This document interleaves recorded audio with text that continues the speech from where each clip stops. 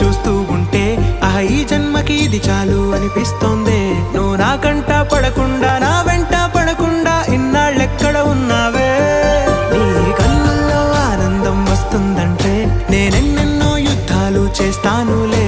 నీ చిరునవ్వుకై నేను గెలుపొంది వస్తాను, హామీ ఇస్తున్నానులే.